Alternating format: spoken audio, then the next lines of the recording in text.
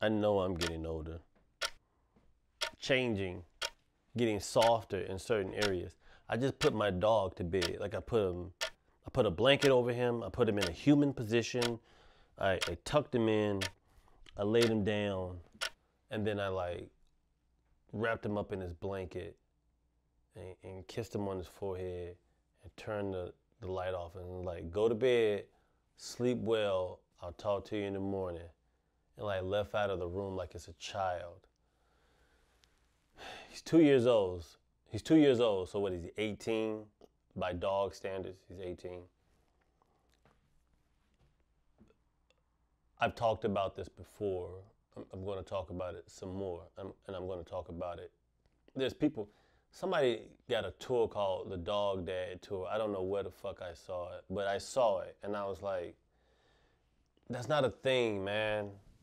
That's not a thing. Stop trying to make everything a thing. You have a dog. You own a dog. It's just your dog. You're not a dog dad. You didn't pull it out of the mom. You went, you saw a litter. You saw one that looked like it was looking at you. You were like, I think this one is looking at me. I want this dog, and you got a dog. You're not a dog dad. You own a dog. You rescued a dog. You wanted a dog. You went out and got a dog. End of story. Not a dog dad. Not a mom. Not a dog mom. It's a dog. You didn't birth it. There's no labor pains involved. You didn't get somebody pregnant and y'all had a discussion about whether or not you wanted to keep the dog. It's a dog. I love my dog, but I'm not going to blur the lines of this is a child, this is a dog. You take your child to the park and your child starts sniffing other children's asses and licking their undercarriage to get to know them. You might have a dog child, but you're not a dog parent. You're not a dog dad. You just own a dog. That's your dog. You love your dog. You care about your dog. You feed your dog. You may let your dog kiss you in your mouth. Not me, but you may do those things. But I do love my dog. I never thought I would say that, but there's this dark side of me, much darker than the hearts of people that allow children to go unnourished without food and lights in a hospital. Way darker than that, way darker. Even though those are some dark, sinister, evil people, but way darker. Anyway, so welcome to Just Killing Time. I know this is not the normal format. I'm going to take my time this week. I'm going to take my time moving forward. I'm going to tell you a story. Do a little housekeeping first. One, the person that used to edit the video up and fled and went to Virginia. They went back home, gave up on their dream, whatever. Everybody's not meant to chase their dream. Everybody's not meant to make their dream come true. Some people just, having a dream is enough for some people. I'm not that person. I'm not I wish I had a bakery one day. Or if I didn't do this, I would get a bakery. Or if I didn't do this, then I would wear bathing suits. Or if I didn't do this, I would jump out of airplanes. Whatever the excuse is. Edith B. Wright, who is my writing editor, is not available. My promise was to be consistent. My promise was to keep putting out content. And that's been the wrong approach. That's been the wrong approach. Because there's this pressure to put out content. There's this pressure to feed the algorithm, so the algorithm will take notice and say, yo, this person is putting out some content that, we're not offended by, that, it's not talking about any hot button topics, is marketable, where if we tell this person, Blue Chew, you need some Blue Chew. Blue Chew is supposed to be like a male enhancement, make your libido go up or whatever. But they're marketing this to 20 and 30-year-olds. What 30-year-old is having difficulty getting an erection? Unless you've been in the military, had PTSD, cancer, some disease that doesn't allow blood flow, like whatever it is, like something has to be happening. But just for a regular 35-year-old male to have difficulty achieving an erection that's new to me. That's new to me. I don't know what company is like, yo, these 25-year-olds, they not getting hard like arithmetic anymore. Send in the troops. Then you have young people doing the commercials. Then you have young people. I see people doing commercials where they like pretending that they're married. I don't know any young people that's married, but living together, married, and casually saying, you know, I like to get some. You know, I got some Blue Chews for you. And then they go and be like, these Blue Chews is for you too. And it's like, no, dog. No, it's not. I'm not drinking any alcohol that's going to kill my sperm cells. I'm not doing Molly. I'm not doing DMT. Whatever drugs affect that. If you do the drugs, great. And I'm not shitting on the drug. It's just, I don't understand how a 35-year-old, 30-year-old needs a drug to make them stay erect when you are making out with someone your age. Blue Chews. I'm doing a commercial for them right now. It's disgusting. So the problem is I'm trying to make content to feed the algorithm, to gain followers, so my manager and my agent will take my phone call. So my manager will take my phone call. For any manager to take your phone call. For any agent to take your phone call. I remember when Twitter first came out, and this is how old this conversation was. I remember I was talking to a manager, and I was like, hey, I'm looking for a manager. And he was like, how many followers do you have on Twitter? And I was like, I don't know, bitch. Why? You should have at least 100,000 followers. You're funny. Like, that don't make it. There are people that have There are people that have millions of followers, and you don't know one joke they have said. You may know their catchphrase, but you don't know their jokes. And you can't perform the jokes, and you can't tell other people, you know that joke that such and such does about the blah, blah, blah. There's a lot of comedians that you go see and support that you can't do that with. I don't know what to tell you about that information. That's between you and the person that you think is better than someone who can tell you a joke that you could remember. So I feel rushed to put out content every week. It's just me, mom and pop shop, table to farm, like prostitution. Prostitution is farm to table. Farm to table is what I meant to say. Farm to table. Straight out of the garden to the table. That's prostitution. You ain't had to go through no middleman. Boom, it's there.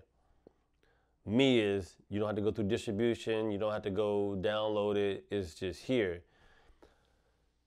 I don't think there's something to talk about every week. There is, but there isn't. And when I say there isn't anything to talk about, do we need to have this conversation? Is this conversation necessary? Why are we talking about this? What is this going to do? Is this solving a problem? Is it fixing something? Is it creating a solution? Why are we doing this? Can we do something else? Should we do something else? Is this the best use of our time? The name of my podcast is called Just Killing Time. Time is the most non-renewable resource. You can't renew time. Once it's used, it is gone. Gone. Gone. Kanye's second album, Late Registration. Last song on the album, gone. Gone. Once the time is gone, it's gone. There's no, I'm going to catch up on my sleep. There's no I'm going to catch up on nothing that requires time that you didn't do it when you wanted to do it. You didn't do it when you should have done it. You didn't do it when you needed to do it. And you're not going to make up for it now. You're just going to take time that you could have been doing something else to make up, to try to fix something that you didn't do. If that makes sense. Most non-renewable resource. You cannot get time back. Huge issue with time. It's a thing for me. I want to tell you a story. I teach comedy. I did for a brief moment teach comedy at a comedy club that has the same integrity as the people that can't say ceasefire. Worked at this comedy club. They were overcharging the students too much money for a lackluster tourist walkthrough of comedy. Not trying to really help them get better, just taking the jokes they bring. It was literally them saying, look, bring your jokes that you want to make funny to us. We'll help you make them funny. Despite nobody that was teaching really should have been teaching. And when I say that, I mean like, what have you done? Where is your body of work that says, oh yeah, if they want to learn how to do comedy, they should do it with me. But I took a chance at it for several reasons. One, I went to school for theater, for teaching at one point, and then the kids started outgrowing me, and I was like, fuck the kids. I'm not going to negotiate with a fifth grader to do their homework as I look up at them and say, can you please do your homework, sir? I wouldn't be a teacher now for nothing in the world. Listen to me. If you are a teacher, my heart goes out to you. If you are a teacher that believes in discipline and accountability, where your students say, hey, I'm going to teach you what I know about this subject to the fullest, to the extent. All I ask is that you sit in your chair, don't be on your phone, don't write notes to the other person in the classroom, don't do drugs, don't eat, don't sneak food, don't drink your soda, don't throw anything to me, don't throw anything to anybody else. Just sit here and get this education. Get something out of this. And go the fuck home. The system isn't set up for you. The system isn't set up for your children to be educated. If you sat down, if you really sat down, if you're a parent, you really sat down. I don't agree with homeschooling. I've seen it. Some people can do it. Some people get their ex-wife's best friend to homeschool the children. I know a guy who left his wife for his wife's best friend, and now the new girl is the homeschool teacher. I don't know where they do that at. If you're a teacher, my apologies, my heart, my sympathy goes out to you. If you see a teacher, just know that she really wants to teach. Or she's a part of a program where she has to teach for a certain amount of years, and then she'll say, I'm getting the fuck out of here because they don't pay me enough to put up with whatever that is in the classroom. I'm gonna go to jail if I was a teacher. I would go to jail. Because if your child get up in my face, it's nap time. It's gotta go to sleep. You're not gonna walk up on me. You're not gonna throw a table at me. You're not gonna throw a chair at me. You're not gonna do nothing to me. You're not my child. You're not gonna be my problem. But if you yell at me, call me out my name, put your hands on me, it's nap time. You're gonna be in kindergarten all over again. Get you a towel and a graham cracker. You got some sleeping to do until your parents come get you. I couldn't be a teacher. Could not be a teacher. But I did go to school for a brief moment for elementary education. And I was like, nah, I'm good. Anyway, elementary school, we had to take those standardized tests laying down. They have a pencil. They set the little timer where they turn in, like the shit they use also to cook with, timer. Set the timer, flip your papers over, open it up, fill it out, do the test. When you're done, put your head down. If you finish early, put your head down, and you work until the thing goes off. My teacher, I can't remember if it was 5th grade or if it was 6th grade. 5th grade or 6th grade. I'm gonna say 5th grade. The teacher was like, we got a test. I'm gonna give everybody 5 minutes. You do whatever you want in that 5 minutes, and then we'll start the test, right? Some kids talk to each other during the test, during the 5 minutes that the teacher gave us. Some kids was pencil fighting. Some people were playing the football, where you make a football out of paper and you thump it through the goal post through your fingers. One kid tried to take a nap. I was like, do you have a job? Why the fuck are you trying to take a nap in the 5th grade? Were you up late last night? What were you doing? Were you watching Matlock reruns? Anyway, everybody does something. I forget what I did. But you couldn't get out of your chair. You could stretch or whatever, but you couldn't like move around. The 5 minutes was up, and the teacher says, I want to point out Ronald Anthony. His name was Ronald Anthony. Let me just put a disclaimer that I don't know if Ronald Anthony is still with us. I don't know if he's on drugs. I don't know if he's in jail. I don't know if he hired Jared at Subway. I do not know where Ronald is. I have not seen Ronald in 25 years. Ronald was the only person who took the time that the teacher gave us to fill out his information on the standardized test that we had to take. And the teacher applauded him for his use of time. She was like, look at Ronald. This is a prime example of what you are supposed to do with your time. In my mind, I'm thinking, bitch, you told us we got 5 minutes to do whatever we want to do. Why would I use it on schoolwork? I don't even want to be here. I don't even think you like me. You're going to fail me. These kids don't like me. The lunch is terrible. What are you doing? Ronald Anthony filled out the test. Teacher applauded him. He just sat there like, that's what I'm supposed to do. And I was like, oh, God. Like, I wasn't even a popular kid, but even I was like, dog, it's not that serious. Fast forward, I want to say my 10th grade or my 11th grade year of high school. I think it's my second Janet Jackson tour. I think she did Velvet Rope.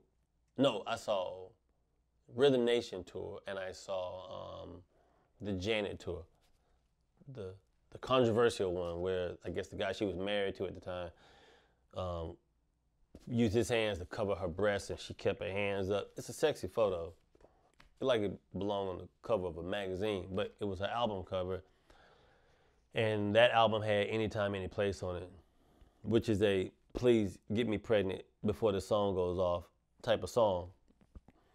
And she performed it. I'm sitting in the stadium watching Janet perform the song. The song comes on. I'm like, oh my God, she about to do the song. She about to do the song that I play when I'm trying to do what she's about to do. She pulls a guy on stage. If you've ever been to a Janet Jackson concert, she doesn't do it anymore because she's old. But she used to bring guys on stage. Anytime, any place, she would sing certain songs where she like sit on their laps, just completely testing a man's fervor. I'm gonna go to jail. Another situation where I would go to jail because Janet ain't gonna put her hands on me and be like, do you like that, Moranzi? I'm like, girl, stop playing. Get over here. Anytime, any place. Again. That's the way love goes. I'm gonna just start saying titles of her song. She brings a guy on stage. The guy she brings on stage is Ronald Anthony. I don't know how old Ronald was. I think he had to be 17 at the time. I'm hoping he was 17 or 18 at the time, because that's a lot. Like for for a 17-year-old, 16-year-old to be seduced by Janet Jackson. And there's a bodyguard over there that looks like he eats children, waiting for you to get brave enough to do more than just sit there and take it. Like, if you think about, like, I'm gonna touch her, he gonna be like, please try me, dog. I'm gonna snap you in half before you even get your hands out. Like, he looked like he lived to break people in half. She brought Ronald Anthony on stage. The Ronald Anthony who filled out the fucking test. I felt like the test filling out situation, the 5 minutes before the test, was a test. Like that scene in Captain America, the first Captain America, where they're all at PT training and Chris Evans, Captain America, is doing everything different than the other soldiers. Like, they're like, do this right here, and all of them go that way. He's like, the smart way is this. That's what he did, right? He filled out the paper before whatever. I felt like he got rewarded for filling out that paper because Janet Jackson brought him on stage, and I was like, oh my God, this guy, I was like, he's never gonna be the same again. She sang to him, touched him, rubbed on his head. I'm with my girlfriend at the time. I'm like, I know that guy. I know that guy. I know that guy. He's so lucky. Emotional intelligence out of the door, because I'm telling my girlfriend at the time, this guy is so lucky. Even then, I'm thinking a woman is not going to allow me to celebrate and enjoy another man's success at having something that every man in this room would love to have. He's getting it. I'm rooting for it. I'm sure other men in the room were rooting for it. And there was some woman like, oh, that's what you like? You want Janet Jackson to touch you? Yes. Yes, I want Janet Jackson to touch me a lot. Please, Janet Jackson, if you're out there, touch me a lot. Like, that's basically what's happening. I didn't see Ronald anymore probably for like 3 or 4 years after that incident. What do you do after Janet Jackson has basically given you supreme blue balls? You can't move. You're not walking off that stage. If they had brought a gurney out to get him because his erection made it where he couldn't walk, I would get it. I would understand. I'd be like, he might die. It's too much blood in the wrong head. He may have an aneurysm. Whatever happens when all the blood leaves your body. Whatever. 3 years later, I'm walking through the mall and I see a motorcycle in a department store window, and there's a guy on a motorcycle acting like a model. And I was like, Ronald? It was Ronald. Ronald had become a model. He had shaved his head, went and got a gym membership, eating egg yolks, drinking protein powder, not even putting, he was shredded. No shirt on, jeans, shades, acting like a steel mannequin. Like he was acting like a beef eater where he couldn't acknowledge me. And I'm like, Ronald, is that you? He was like, just like, he's not moving. And I was like, this man goes around, he probably goes around and tells every chick, oh yeah, you remember when Janet Jackson came in whatever year that was? She brought me on stage. She touched me. I'm covered in Janet juice, right? That's your best thing to talk about. There's nothing else to talk about. Janet Jackson, dance on you. All I'm saying is, I blame Janet Jackson for Ronald Anthony being a model in a department store window on a motorcycle. The place he was in didn't even sell motorcycles. They sold clothes, but he didn't have a shirt on. I think he was selling the jeans or whatever, but whatever he was selling, I wish he wasn't selling it because he wasn't selling it. I tell that story because when I'm teaching comedy, I always tell my students to tell me a story. And then I determine your joke telling skills based upon how you tell this story. Are you moving around? Are you detailed? Are you telling us where you were, what time it was, what did you have on? Like, you gotta build a scene. You got to be like, this is what I'm gonna talk about. This is where I was. I was there. I was dressed like this. But if you're gonna say something, like make a joke about it, like I was there, I had on this, and this, and I looked like that. Like, what does your outfit make you look like? That's funny. What were you driving? How was it? How did it look? Is it clean? Is it dirty? Did you have gas? What's your financial situation? Details to build this world that you want people to believe you were in, or details from this world that you were in. You just need us to see it so we can go along with whatever this journey is. I ask for details. I ask for them to be specific. I ask for them to be open, honest. Share it. Let's get it out. Let's get out your system. Let's get the whole story out, get the ugly parts out. Say what you want. We'll figure out how to find a word that matches what you're trying to say to make it funnier, take the sting off it, take the racism out of it, take the misogyny out of it. Like, we find out what's in it and if it's necessary. What's in this salad? What's in this joke? What's your special sauce? What are you saying that other people can't get from any place else? Are you short? Are you loud? Do you have big teeth? Do you like a slave baby? And all your adventures about how you can't reach anything on the top shelf, but you have big, tall friends? What's your shtick? What's the special sauce? Do you yell? Do you scream? Do you dance when you're on stage? Do you act goofy to make people not really put two and two together, that you're not really saying anything, but the movements and the yelling and the screaming, and it's all types of gimmicks. Kanye does it when he rap. There's certain words that he'll like electrify, he'll be like, wheels, or something like that. Like, it's from Common's B album. They say, when he like, haters back down, got to be that steel. Blah, blah, blah, blah, blah, may it be that wheel. Like, what's your thing? Like, Jim Gaffigan is an example. Jim Gaffigan, you're getting two shows out of Jim Gaffigan, because Jim Gaffigan is like, you ever go someplace and then you find out that no one's there that told you to be there, and then he goes, I don't even know why they invited me. I could have stayed at home and had a hot... Like, you see the thing? But it's funny, because he's telling you this one story, then there's like this subconscious is talking also, and the subconscious has a different voice than the voice that's talking and telling you this story. So you're getting two shows. That's the sauce. It's funny. He talks about his kids, talks about food, he talks about ordering stuff, he talks about his weight. It's all him. It's all in-house. But you get it, you know what you're getting. I always tell my students, what's your sauce? What are you going to give me?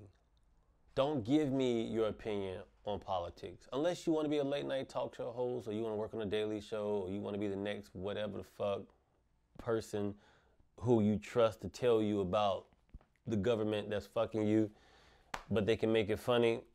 Great. But there's different levels to the comedy. It's not just like, comedy specials are boring now. Comedy specials, the whole formula of comedy specials. If you're listening to me, if you're watching this, it's not a knock. I'm asking you a question. What's special about a comedy special now? Outside of your comedian may do a sketch at the beginning, and then that sketch will lead to them coming out on stage to a packed audience that wanted to be there or was paid to be there, or is one of those things where they say, hey, we need audience members for a taping of something. If you don't have anything to do, come on down to such and such and watch this, right? They put people in the audience. Then you come out on stage and your comments like, what's going on, Seattle? How you doing? Oh God, I'm so good to be here. I'm so happy you're doing my third special on Netflix. And woo, yeah, man, it's been a long time, been working on it. And then they tell you some jokes. They tell you this story. They may try something in the middle to make you feel like you're getting something different. And then they'll end with like, and then I went to the thing and then blah, and then, hey, thank y'all so much, man. I appreciate you. Thank you, Austin. Thank you, Chicago. Thank you, fucking Philadelphia. Thank you, Wisconsin. Like, whatever. You think in the city that you're in, good night. Walk off stage. That's it. You sat there. You got to even ask yourself, what comedian, when they put a comedy special out, are you going to sit there and watch the entire thing? Not get up, not go to the grocery store, not be like, I'm going to watch the rest later. I saw the first 15 minutes. I get it. Like, what special are you like, I'm here for the whole ride? Who? I'm not saying who I do it for. I will do this.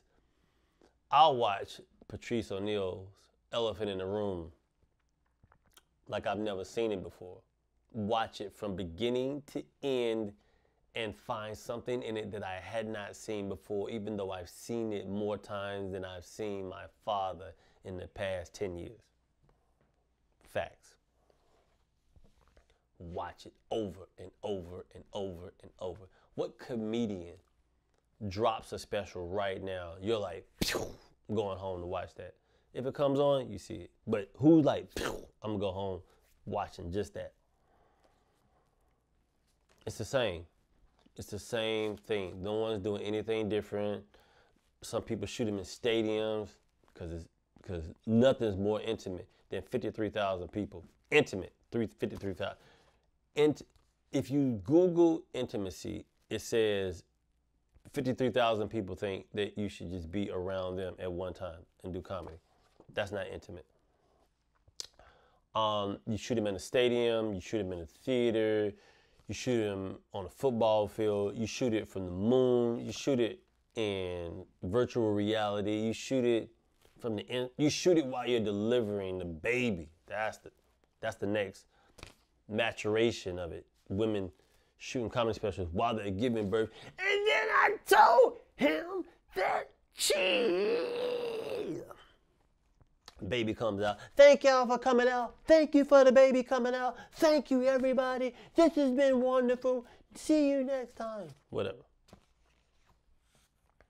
What is special about a special anymore? We've seen it where people do it without an audience. We see people do it with a big audience. You've seen people do it with 2 people in the audience.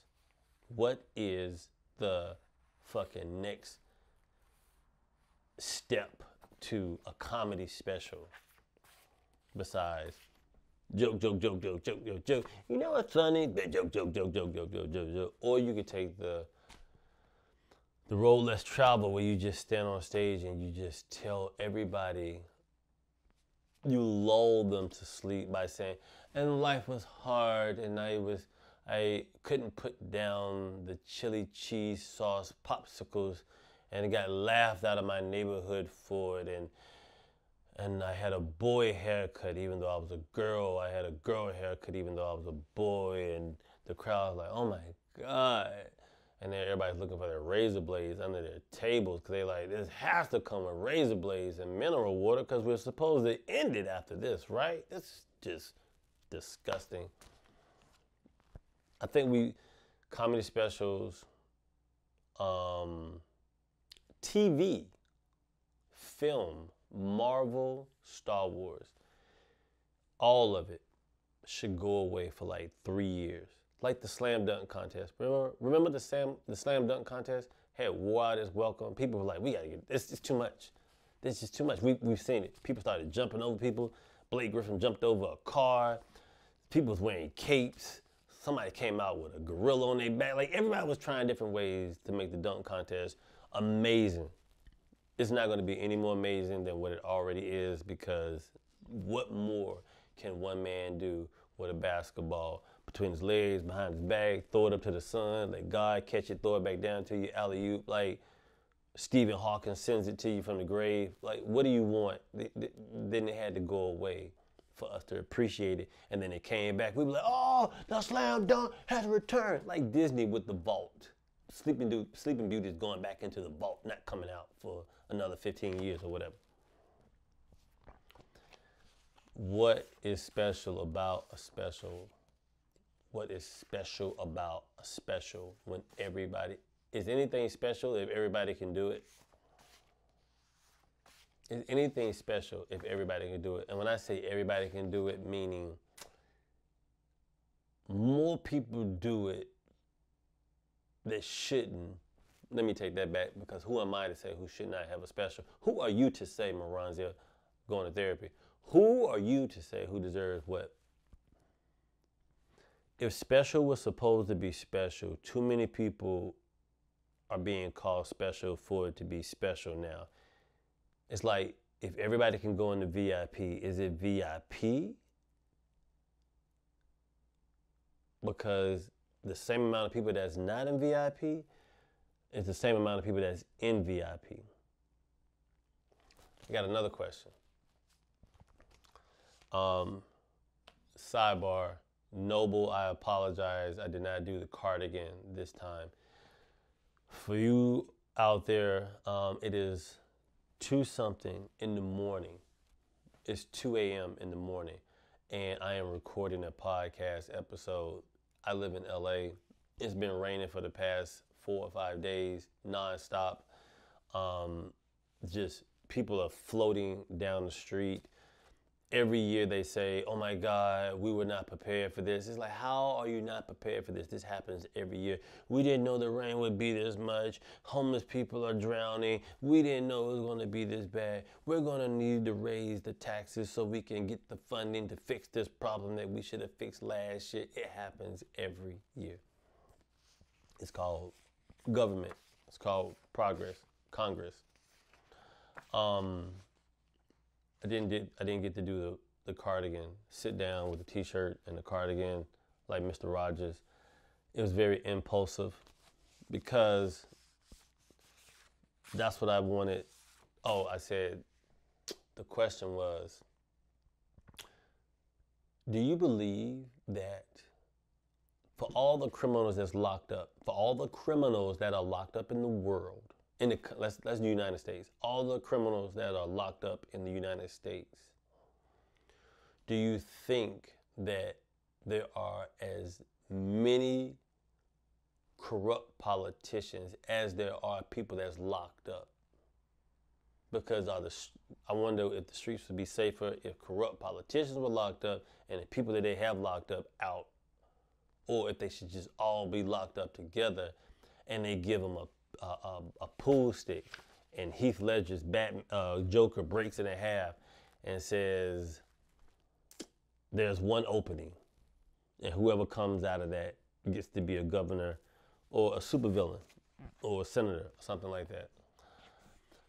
For those of you that are wondering why the format changed, because I had an office. I gave up the office because Edith could not be available, and I wanted to keep the momentum going. I had a studio at one point where I just sat in a white empty void, and that went away because people try to use God as a storefront for their evil doings and ain't shit personalities.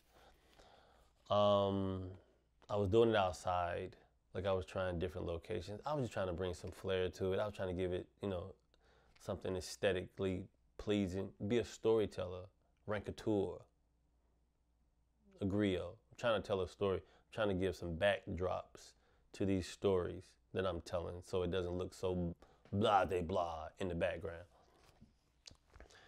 I'm creating at 2 o'clock in the morning because that's when the creativity hit me. I sat here all day, not all day. I did some work. Went and hung out with a buddy of mine who was helping me learn how to edit. But I sat and I read some stuff and I looked for inspiration. I had conversations to try to find inspiration. I didn't try to watch TV, and I really tried to stay away from social media when I'm looking for inspiration.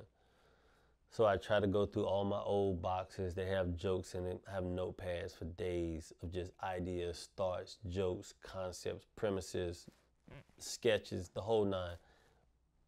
My apartment looks like John Doe from Seven, but neater. Like I have notebooks, notepads, journals, loose pieces of paper all over. I write down everything I think of. I like to do photography, so I played around with my camera today because I wanted to try to make this look different, mess around with the lighting. All part of trying to find the creativity, all a part of trying to find something to get me to where I'm like, oh, this is how I want it to look. This is how I want it to feel. This is the message I want to give off. I don't want to make content because I'm fucking trying to compete with NBC or ABC or Netflix. And they have a studio, they have a budget, they have workers. It's just me trying to keep a consistent editor in my life that I cannot find somebody to edit my videos on a regular basis that won't let me down without paying somebody $300 per episode. I can't pay you $300 per episode to edit a podcast that only gets 300 fucking views because I think my YouTube channel is shadow banned because I have over 30,000 followers, and you're telling me out of 30,000 followers, only 400 people, 200 people, 300 people are seeing this shit. I don't know how to make that math, man. I'm a creative because I don't know how to do anything else. Nothing else excites me. Nothing excites me like creating. Nothing excites me like coming up with an idea. Nothing makes me more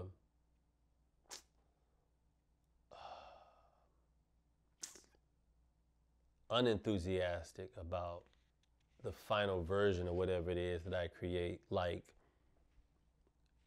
being competitive or being strapped for cash, where you find yourself going from, man, I really want to make dope art and just do that, but I also need to eat, and I need to be able to go to the doctor, and I need to be able to drive and put gas in my car and have a roof over my head. So I need to work. And then you try to make your art make the money for you that will allow you to make more art. And it becomes a cycle that you fall into. At some point, you're gonna fall into this trap of trying to create, to provide for yourself, and the art will become secondary, third, fifth down the line of things that are important. It'll be consistency and volume and numbers. Who's watching, who's subscribing, who's donating. I think if people donated, if you appreciate the art, if you appreciate the attempt, if you appreciate the attempt someone's making to try to entertain you, and you find something in it. It's like the service industry. Yeah, you went to a restaurant. That person's job is to bring you the food, but also that person doesn't make a lot of money bringing you your food. And if that person did a good job of bringing you the food, making sure you got everything you need, then the least you can say is, I know you don't make a lot, so here's some extra money to go along with whatever minimum wage is for people in the restaurant business. It's the same thing with artists, same thing with creatives. I don't think anybody would be as money hungry and have that capitalist mindset if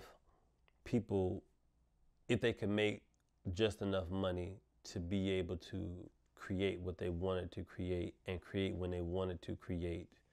I don't think people would fucking want to be multimedia moguls with a fucking podcast network and deals with Netflix and constantly got to be on the road because you got to feed them. Like, I don't think you want to fucking do that, man. That's a lot of work. And at some point, it doesn't become about the art anymore. You may tell yourself it does because money makes you think shit like that.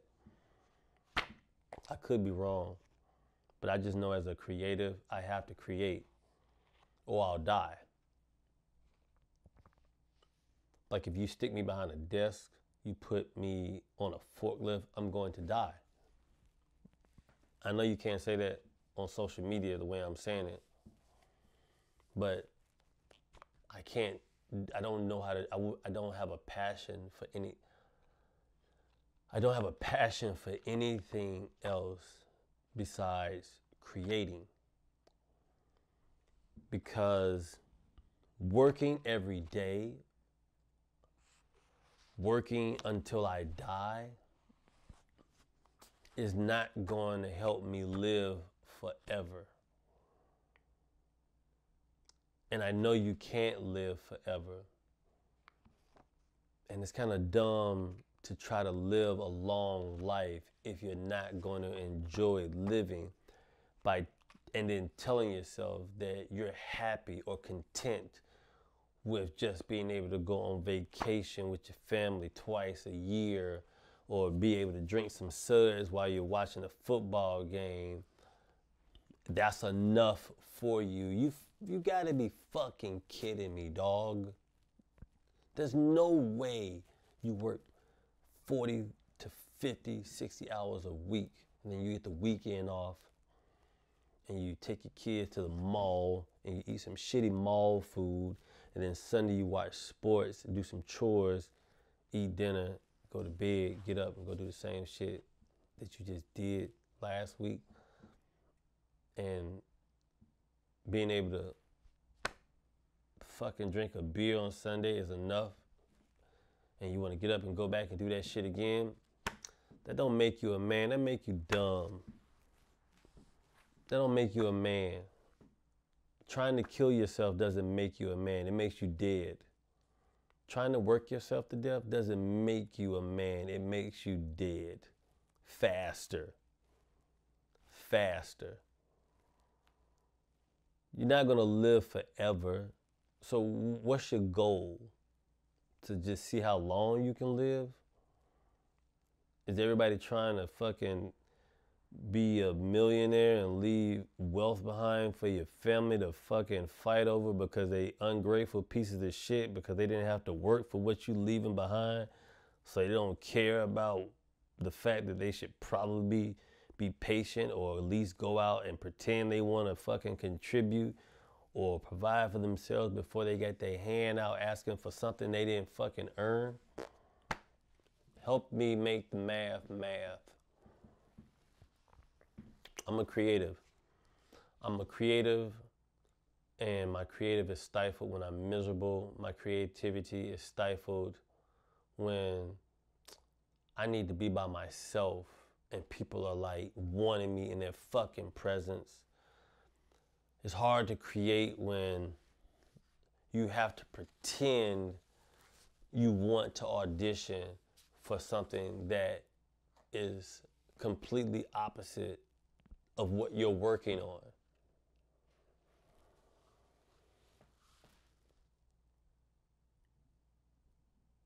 I'm in a strange place as a creative because I'm getting older. So it's also like, what's my audience? You know, everybody can't be Killer Mike and win a Grammy at 48. You know, I'm in a different space. I do enjoy comedy. I do enjoy storytelling.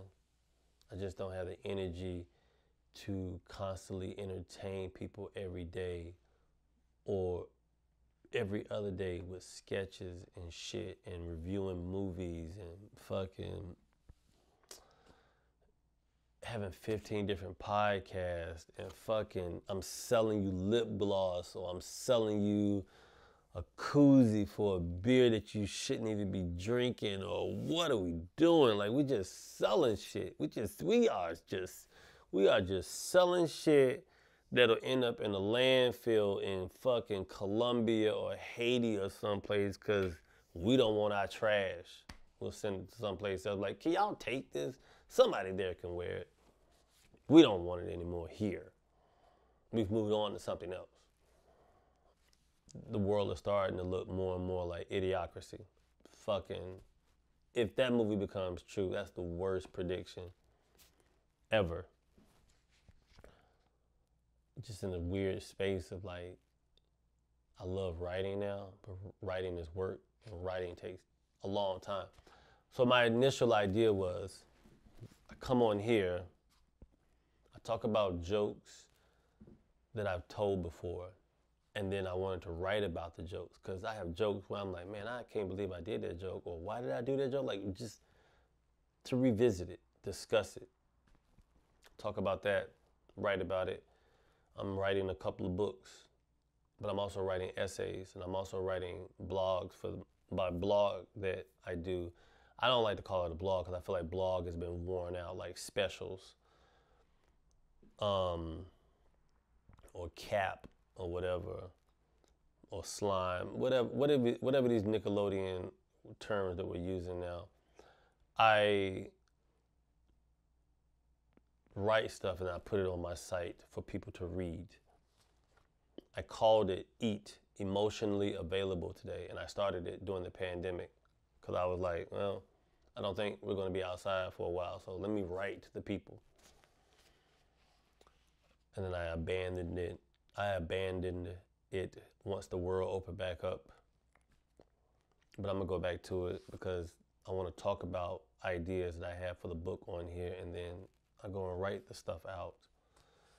And then I was going to therapy, so I was talking about the stuff that I was going through and talking about in therapy, because everybody's doing jokes about therapy now, because therapy is the new friendship bracelet, the new Tamagotchi, the new African medallion, the new, everybody dyed their hair blonde. Whatever is the trend, therapy is the trend now. But when I was talking about it, I look like a fucking weirdo talking about it. But now, you probably can't go to a comedy show and not have a comedian say, so the other day I was talking to my therapist and I was telling him how I've been working on his joke. He said, you just gotta take it easy, Kyle, and just let it. Right? So the creativity comes at night. It comes in the afternoon. It comes when I'm talking on the phone. It comes when I'm playing Call of Duty. I play Call of Duty. I'm gonna do a whole episode on Call of Duty. You're gonna have to give it to me. I'm gonna write about it. I'm gonna talk about it. The gaming culture, the usernames, the tags, the video games. I'm gonna do a whole episode, maybe 2 or 3 episodes on video games. I may do like a whole series on video games. All the games, Nintendo, GameCube, the good, the bad, the ugly, all of it. Somebody remind me. Don't forget to do the video game episodes, Moranzio. But the creativity comes, and I have to honor it when it comes. And I don't know how to tell people, yo, I gotta go over here and create because it's calling me. Like, I don't know how to tell people that because they were like, what are you talking about? I don't, as a creative, you don't feel like having to explain yourself when it comes to you having to answer to the higher calling of the art. It's like, it's not about you right now. It's about there's art that needs to be made, and I need to go honor it by going to make it because they asked me to make it. I don't have time to explain to you that I got to get the fuck away from you, or I can't hang out, or I don't want to talk about sports right now. Whatever it is. That's why I'm up at probably 3 o'clock in the morning now doing this podcast that I shot in 4K that I'm going to have to try to figure out how to render and all this shit, and then add the audio to it, then try to add the text to it. All of this, and try to put it out by Thursday, maybe Friday. I have a show Thursday, I have a show Friday. Yeah. So listen, I just want to have a conversation with people. I just want to talk today to let you know what I'm doing. what I'm trying to do, what I've been trying to do. I'm trying to put together this art exhibit. I got like 5 or 6 real big projects that I'm working on, a comic strip that I'm working on. It's just I have a lot of fucking shit on the stove because part of it is I'm living because I want to enjoy shit, and the other part is I'm in survival mode of I need to create something to make enough money so I can tell everybody who fucking keeps me from being able to enjoy my life that they can go fuck their mother now. You got all the money you need, go on, right? So I have a couple of projects I'm working on. This may be the format for right now. I may do a table or something, I don't know. But for right now, I feel like it's like a Gap commercial where everybody's like, and yeah, man, and fashion, and you gotta be brave, you gotta be strong, and you gotta be Gap, and there's like a freeze frame, and that's what it looks like to me. This is the format. I may try to go and venture and do some stuff outside. I don't know yet. If I can edit this on my own, put text on the screen, render it, all that, audio's clean, I put it out and it works, I may get adventurous. If not, this is what it's gonna be until the views come to where revenue starts to come in and I can pay somebody to put some fucking production value into this shit, cause I don't have the time to fucking do it. I just can't, I can't do it. I can't do it. I won't do it. I won't do it. How about that? I won't do it. So yeah, that's the podcast. That's this week. This is week's podcast. I got a bigger episode coming out that I'm very excited about. I just can't edit it because it's too long. And oh man, it's so good. Like I'm very proud of this. I'm very proud of this. Be interactive with me so I don't have to do all of this shit right here. Email me at jktpodcast@gmail.com if you have some suggestions about some things. I'm not talking about Cat Williams and I'm not talking about Monique. Do not ask me. Do not ask me. Do not ask me. Do not ask me. Did I mention? Do not ask me what I think, my opinion, my thoughts. It does not matter. It does not matter. I will say this. Hurt dogs holler. Hurt dogs holler. Meaning, if something that was said didn't pertain to you, you don't make a noise. It's loud outside right now. I can't hear myself think when I go outside. It's so loud. It's so many dogs hollering. Sound like a massacre.